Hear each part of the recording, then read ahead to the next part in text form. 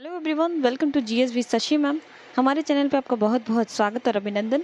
देखिए, एक बार फिर से हम उपस्थित हैं सामान्य विज्ञान घटना चक्र को लेके, जिसमें आज हम करेंगे सेकंड चैप्टर जैव विकास। ठीक है, चलो स्टार्ट करते हैं। देखिए, जैव विकास की अगर बात करें तो पृथ्वी की जो उत्पत्ति है आपकी 4.6 अरब वर्ष पूर्व माना जाता है। ठीक है, कि पृथ्वी की जो है उत्पत्ति हुई है 4.6 अरब वर्ष पूर्व हुई थी तथा कालांतर में इस पर जीवन की उत्पत्ति हुई। ठीक बात है, इससे सभी लोग भली भांति परिचित हैं कि पृथ्वी पर जीवन की उत्पत्ति के संदर्भ में अनेक वैज्ञानिकों द्वारा विभिन्न सिद्धांत दिए गए। अलग अलग वैज्ञानिकों ने अलग अलग सिद्धांत दिए हुए हैं। ठीक है, जिसमें रासायनिक उद्विकास के फलस्वरूप जीवन की उत्पत्ति हुई। कहा जाता है कि रासायनिक उद्विकास के फलस्वरूप ही जीवन की उत्पत्ति हुई है, सबसे आधुनिक है। ठीक है, इससे संबंधित विस्तृत और सर्वमान्य परिकल्पना जो है रूसी जीव रसायन शास्त्री AI ओपेरिन भौतिकवाद या पदार्थवाद, जिसको बोलते हैं आप मैटेरियलिस्टिक थ्योरी के नाम से प्रस्तुत की, जो उनकी पुस्तक जीवन की उत्पत्ति यानी कि ओरिजिन ऑफ लाइफ में छपी थी। ठीक है, किस में छपी थी? ओरिजिन ऑफ लाइफ में छपी थी। इसके प्रमुख तथ्य निम्नलिखित हैं। पहला दिया था इन्होंने तथ्य कि जीवन अर्थात प्रारंभिक जीवों की उत्पत्ति आज से लगभग 4 अरब वर्ष पूर्व हुई है। ठीक है, आदि सागर के जल में न्यूक्लियो प्रोटीन्स के वायरस जैसे कणों के रूप में हुई है, जो परपोषी यानी कि हेटेरोट्रॉपिक की बात करें एवं अवायवीय एनॉर्बिक थे। परपोषी का अर्थ क्या होता है? कि जो दूसरे के ऊपर आश्रित रहता है। ठीक है, नेक्स्ट पॉइंट देखेंगे। इसमें इन्होंने दिया कि 3.8 अरब वर्ष पूर्व कला युक्त प्रोकैरियोटिक कोशिका रूपी आदि जीव बने, जिनमें पहले परपोषद तथा बाद में स्वपोषण यानी कि ऑटोट्रॉपिक न्यूट्रिशन का प्रारंभ हुआ। तीसरा पॉइंट की बात करें अगर, तीसरे पॉइंट की स्वपोषी आदि जीव वर्तमान के नीले हरे शैवाल थे, यानी कि जो स्वपोषी जीव थे वो वर्तमान के जो ब्लू ग्रीन एल्गी है उसकी बात कर रहे हैं कि उस टाइम पे थे। लगभग 2 अरब वर्ष पूर्व यूकैरियोटिक कोशिकाओं की उत्पत्ति हुई थी। अब देखिए, कोशिका जो होती है ना, 2 प्रकार की होती है। एक होती है आपकी प्रोकैरियोटिक, एक होती है यूकैरियोटिक।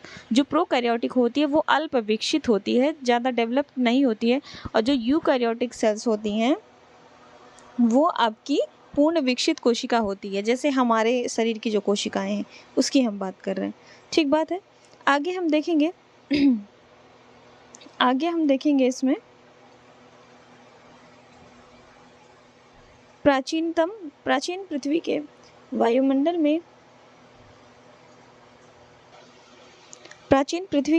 में ऑक्सीजन गैस नगण्य या अनुपस्थित थी। ठीक है, मतलब प्रारंभिक अवस्था में जो है ऑक्सीजन गैस ना बहुत ही कम मात्रा में या शून्य अवस्था में थी कह सकते हैं, जबकि मीथेन जो है CH4, अमोनिया, कार्बन डाइऑक्साइड आदि गैसें उपस्थित थी, यानी कि ऑक्सीजन नहीं उपस्थित था। और किसी भी जीव के जीवन के लिए ऑक्सीजन बहुत ही आवश्यक है, ये आप भलीभांति जानते होंगे। जैव विकास की मौलिक कल्पना एवं सिद्धांत की बात करें अगर, तो इसमें कहा गया कि परिवर्तन के साथ अवतरण। ठीक, क्या कहा गया? परिवर्तन के साथ, ये जो जैव विकास की मौलिक परिकल्पना दी गई, इसमें बताया गया कि परिवर्तन के साथ क्या हो? अवतरण हो, अर्थात निम्न कोटि के सरल जीवों से क्रमिक परिवर्तनों द्वारा अधिक विकसित एवं जटिल जीवों की उत्पत्ति ही आपका जैव विकास कहलाता है।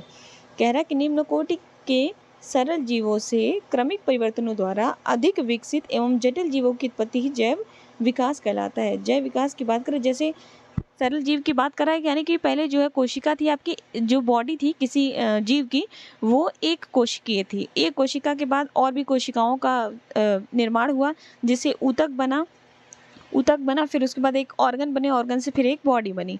ठीक है, तो कहने का मतलब है कि पहले जो जीव थे आपके, जीवों का वर्गीकरण जब पढ़ेंगे तो उसमें हम पढ़ेंगे, पहला फाइलम है प्रोटोजोआ, जिसमें आपके एक कोशिकीय जीव पाए जाते हैं। तो ऐसे ही बहुकोशिकीय जीवों का निर्माण हुआ। तो कह रहा है कि सरल जीवों से क्रमिक परिवर्तनों द्वारा अधिक विकसित जटिल जीवों की उत्पत्ति आपकी जैव विकास कहलाती है। ठीक है, आगे देखेंगे। इसमें कहा जाता है कि लैमार्क, चार्ल्स डार्विन, ह्यूगो डिब्रीज आदि वैज्ञानिकों ने ठोस प्रमाण के आधार पर जैव विज्ञान की विस्तृत व्याख्याएं प्रस्तुत कर अपने सिद्धांत दिए हैं।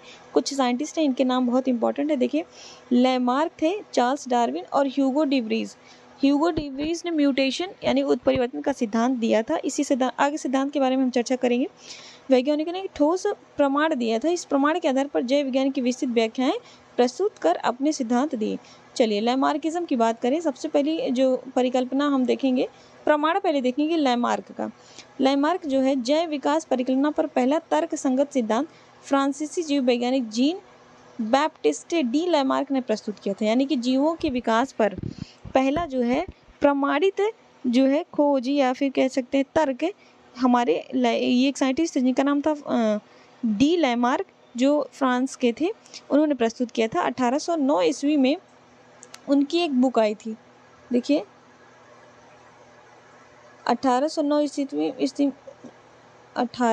ईस्वी में उनकी एक बुक आई थी जिसका नाम है फिलॉसफी जूलॉजिक। क्या नाम है? Philosophy zoologic. इसमें क्या हुआ था, इसे लैमार्क का सिद्धांत या लैमार्कवाद कहते हैं। ठीक है, इसमें उन्होंने अपने वाद प्रस्तुत किए हैं जिसको लैमार्कवाद या लैमार्क सिद्धांत कहा जाता है। ठीक है, आगे पढ़ेंगे कि ये जो है मूल धारणाओं पर आधारित है। पहले इसमें देखिए उन्होंने क्या क्या तर्क दिया है, क्या क्या पॉइंट्स दिया है। कह रहे हैं कि बड़े होने की प्रवृत्ति होती है। ठीक है, वातावरण का सीधा प्रभाव पड़ता है। जीवों की बात कर रहे हैं, जीवों को बता रहे हैं कि उनमें बड़े होने की प्रवृत्ति होती है, वातावरण का सीधा प्रभाव पड़ता है। और तीसरा सबसे इम्पोर्टेंट है कि अंगों के उपयोग या अनुपयोग का प्रभाव पड़ता है। ठीक है, और चौथा पॉइंट्स लिखा है कि उपार्जित लक्षणों की वंशागति, इनहेरिटेंस ऑफ एक्वायर्ड कैरेक्टर्स। लैमार्कवाद को उपार्जित लक्षणों की वंशागति का सिद्धांत भी कहा जाता है। ये पॉइंट भी आपकी बहुत इंपॉर्टेंट है, क्वेश्चन में पूछा जाता है कि लैमार्कवाद को उपार्जित लक्षणों की वंशागति का सिद्धांत भी कहते हैं। अब देखेंगे अंगों के उपयोग, यहाँ पे देखेंगे, थोड़ा सा जूम कर लेते हैं।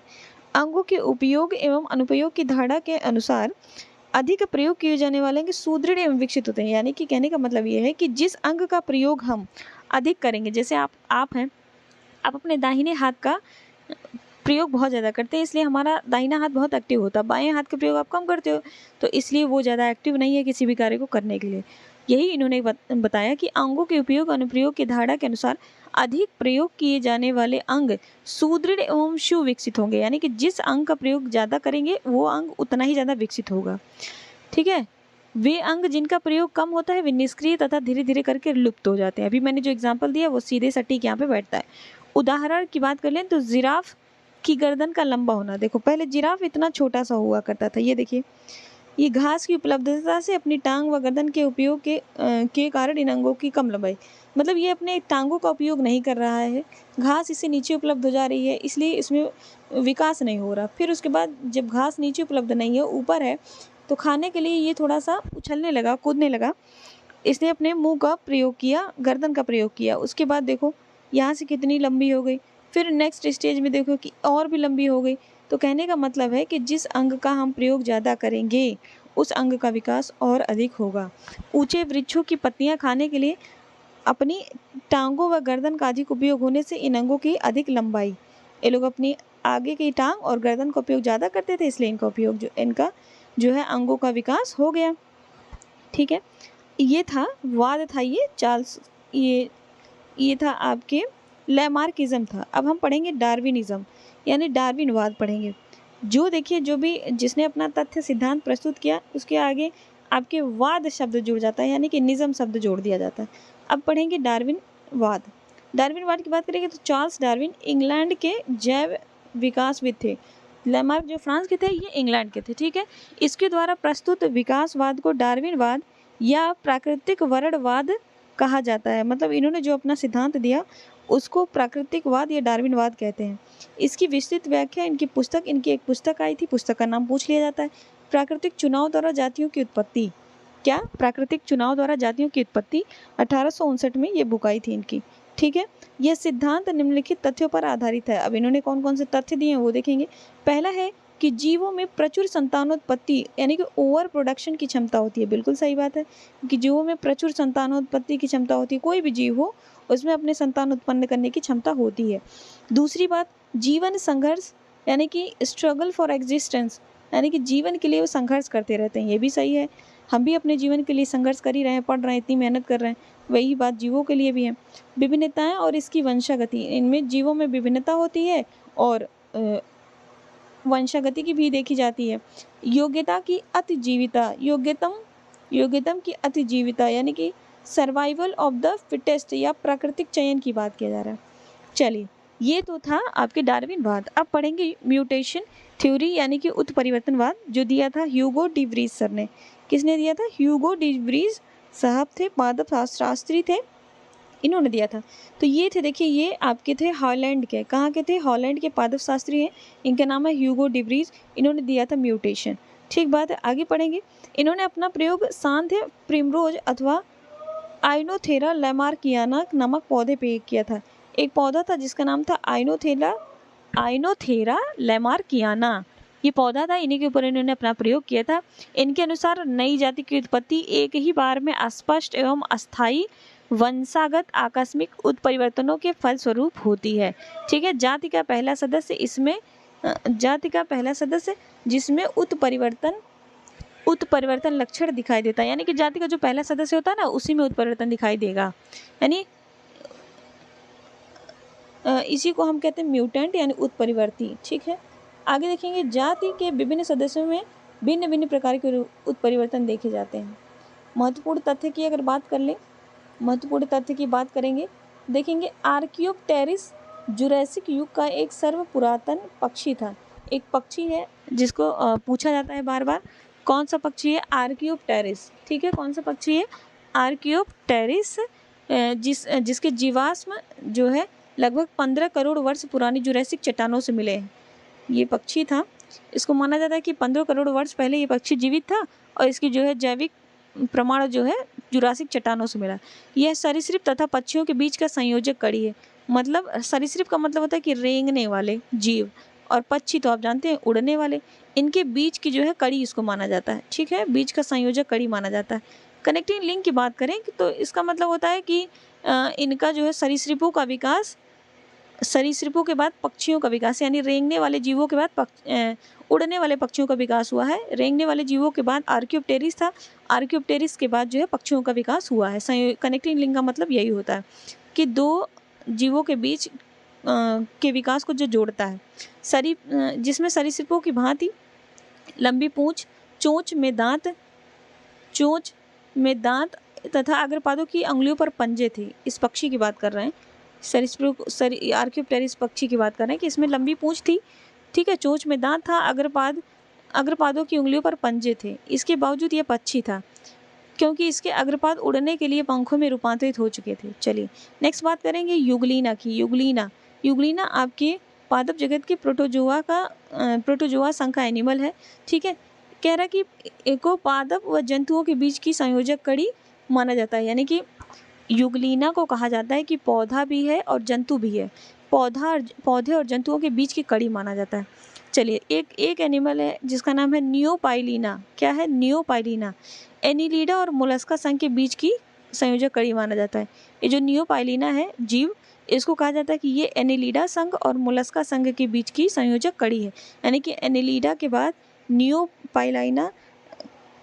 ये जो संयोजक कड़ी होती है ना, इसमें आपके दो संघ के कैरेक्टर दिखाई देते हैं, लक्षण दिखाई देते हैं। ठीक है, प्रोटोथीरिया की अगर बात करें तो निम्न कोटि के स्तनियों का उपवर्ग है। निम्न कोटि के जो आपके स्तनधारी हैं उनका उपवर्ग है। इसके अंतर्गत एकिडना आता है, बत्तख चोची आता है, प्लेटिपस आदि जीव आते हैं। ये सरीसृपों और स्तनियों के बीच की संयोजक कड़ी है। देखिए जो संयोजक कड़ी है ना, इससे प्रश्न बार बार पूछा जाता है आपके सभी भी कॉम्पिटिटिव एग्जाम्स में। चलिए डायनासोर की अगर बात करें तो ये विशालकाय सरीसृप थे। सरीसृप मतलब रेंगने वाले जीव, जो कि मध्यजीवी का या मेसोजाइक महाकल्प में थे। ये एरा की बात कर रहा है। पृथ्वी के अध्ययन को ना कुछ एरा में डिवाइड किया गया है। ठीक है, तो उसी के क्रम में आपका ये मध्यजीवी या मेसोजोइक महाकल्प का समय था। इस समय में माना जाता है कि ये सरीसृप था। मध्यजीवी महाकल्प को 3 कल्पों, ट्राइसिक कल्प, जुरासिक कल्प और क्रेटेशियस कल्प में बांटा गया है। चलिए एक एनिमल है मैमथ। मैमथ की अगर बात करें, मैमथ प्रजाति वर्तमान में विलुप्त है। यह हाथी का पूर्वज माना जाता है। जो मैमथ है ना, क्वेश्चन पूछ लेगा कि हाथी का पूर्वज किसको माना जाता है, तो मैमथ को माना जाता है। ठीक है, आगे देखेंगे क्रो मैग्नॉन। किसकी बात कर रहे हैं? Crow Magnon. मनुष्य को आधुनिक मानव होमोसैपियंस का अंतिम सीधा पूर्वज तथा आधुनिक मानव की एक उपजाति होमो सैपियंस फॉलिसिस नाम मानते हैं। क्रो-मैग्नन का शरीर गठा हुआ और लगभग 180 सेंटीमीटर, क्रो-मैग्नन की बात कर रहे हैं, क्रो-मैग्नन का शरीर गठा हुआ था, लगभग 180 सेंटीमीटर, ठीक है, की लंबी तथा कपाल गुहा इनके शरीर की बात करें तो 180 सेंटीमीटर का था। कपाल गुहा की बात करें तो 1600 क्यूबिक सेंटीमीटर, ठीक है, 1600 क्यूबिक सेंटीमीटर था। चलिए, डेनिसोवन एक आदि मानव प्रजाति थी जो यूरेशिया के जंगलों में लगभग 1.5 से 2 लाख वर्ष पूर्व निवास करती थी। कौन? डेनिसोवन की एक आदि मानव जनजाति थी। ये आपके यूरेशिया के जंगलों में रहते थे 1.5 से 2 लाख वर्ष पूर्व, ठीक है। पहली बार वर्ष 2010 में साइबेरिया की गुफाओं में प्राप्त अस्थि अवशेषों से इसकी पहचान हुई थी। फिर चीन के तिब्बत की एक गुफा से प्राप्त एक जीवाश्म जबड़ों के विश्लेषण से इनके पूर्वी एशिया तक विस्तारित होने की पुष्टि की घोषणा 1 मई 2019 प्रतिष्ठित विज्ञान मैगजीन नेचर में प्रकाशित एक शोध पत्र में की गई। मतलब बताया गया कि इनका जो है चीन के तिब्बत, इनके अवशेष जो है साइबेरिया की गुफा में मिला, चीन के तिब्बत की गुफा से मिला। फिर उसके बाद जो है ये आगे खोज निरंतर होता रहा तो पता चला कि पूर्वी एशिया तक इनका विस्तार था, ठीक है। और ये बात किस में प्रकाशित की गई? नेचर नामक मैगजीन में 2019 में प्रकाशित की गई। तिब्बत में प्राप्त डेनिसोवन का यह जबड़ा उत्तर मध्य प्लास्टोसीन काल यानी लगभग 1.6 लाख वर्ष पूर्व का है। डेनिसोवन के अवशेषों के डीएनए विश्लेषण के आधार पर इन्हें होमो सैपियंस और निएंडरथल से तीसरे प्रकार की समकालिक मानव प्रजाति माना जा रहा है। देखिए, खोज क्यों की जाती है? पुराना देखो इतिहास इसलिए जाना जाता है, इतिहास से ही हमें पता चलता है कि हमारा विकास कैसे हुआ है, ठीक है। चलिए नेक्स्ट चलेंगे। अब हम देखेंगे, कुछ करेंगे क्वेश्चन। इसमें कह रहा है कि निम्नलिखित में से कौन सी गैस प्राचीन यानी आदिम पृथ्वी के वायुमंडल से अनुपस्थित थी? Methane, ammonia, oxygen, carbon dioxide. तो सबसे पहले इसमें क्या था? ऑक्सीजन अनुपस्थित था, ठीक है। फिर हम दूसरे क्वेश्चन की बात करेंगे तो कह रहा है वर्तमान प्रमाण के अनुसार पृथ्वी पर जीव का उद्गम हुआ है, लगभग कब हुआ है? कब हुआ है? लगभग इसका हुआ है आपके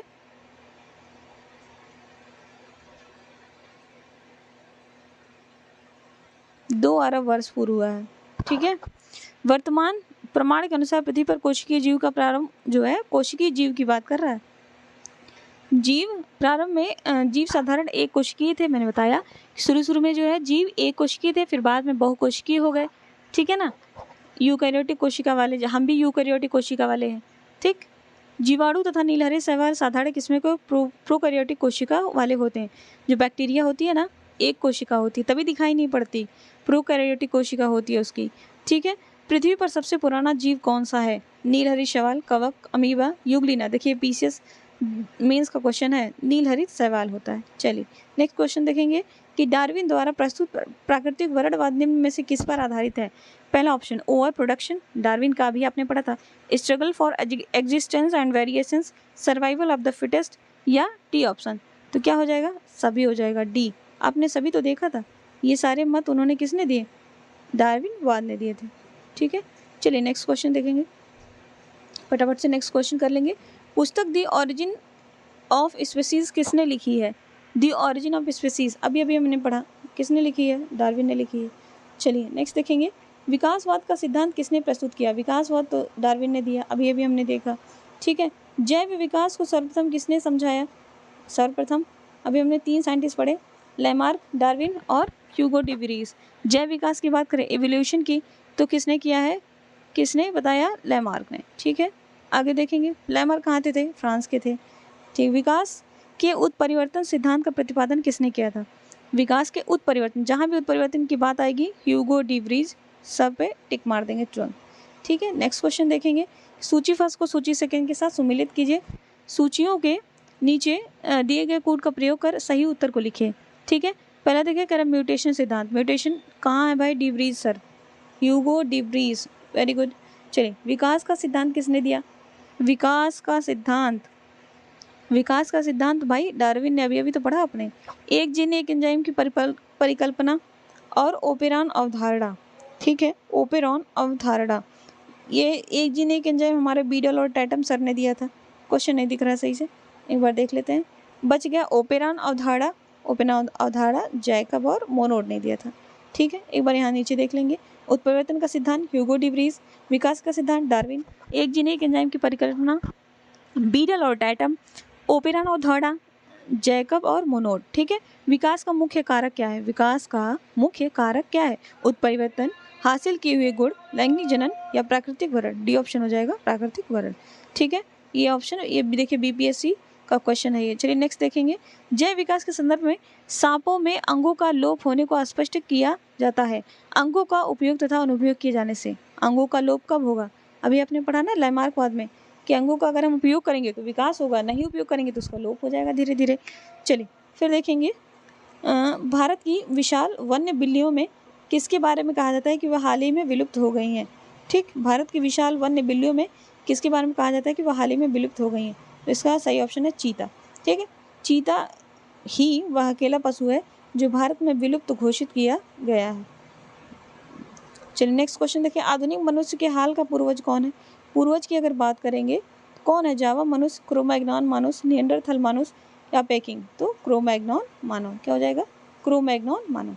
आगे देखेंगे शब्द डेनिसोवन कभी कभी समाचार माध्यमों में किस संदर्भ में आता है? ऑप्शन ये है डेनिसोवन की बात करेंगे, अभी आपने पढ़ा था।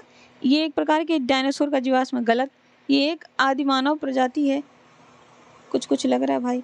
पूर्वोत्तर भारत में प्राप्त एक गुफा तंत्र और भारतीय उपमहाद्वीप के इतिहास में एक विशाल, अभी हमने देखा था, तिब्बत में पाया गया, चीन में पाया गया। ठीक है, किसमें और एशिया तक इसका विस्तार है। तो ये सही जवाब क्या हो जाएगा? इसका सही जवाब हो जाएगा बी ऑप्शन। क्या हो जाएगा सही जवाब आपका? B option. चलिए नेक्स्ट पढ़ेंगे। नेक्स्ट क्वेश्चन, आर्क्योप्टेरिस क्या है? अभी पढ़ा आपने। आर्क्योप्टेरिस क्या है? पक्षी है, सरीसृप है। ठीक है, जुरैसिक युग का सर्वपुरातन पक्षी है। क्या है ये? जुरैसिक युग का सर्वपुरातन पक्षी है। चलिए नेक्स्ट देखेंगे। आर्क्योप्टेरिस किन वर्गों के प्राणियों के बीच की संयोजक कड़ी? देखिए ये क्वेश्चन पूछा आरएएस में। आरएएस 2008 का क्वेश्चन है। सरीसृप व पक्षी के बीच की ये कड़ी है। मैमथ पूर्वज है। किसका पूर्वज है? अभी आपने देखा था। घोड़े का, कुत्ते का, ऊंट का, हाथी का। किसका हो जाएगा? हाथी का। ठीक है, चलिए ऑप्शन डी सही है। नेक्स्ट क्वेश्चन देखें। डायनासोर कब थे? किस काल में थे? सीनोजोइक सरीसृप, मेसोजोइक पक्षी, पैलियोजोइक एम्फीबिया, मेसोजोइक सरीसृप। तो पहली बात तो है ये सरीसृप तो है, तो ये दो ऑप्शन कट।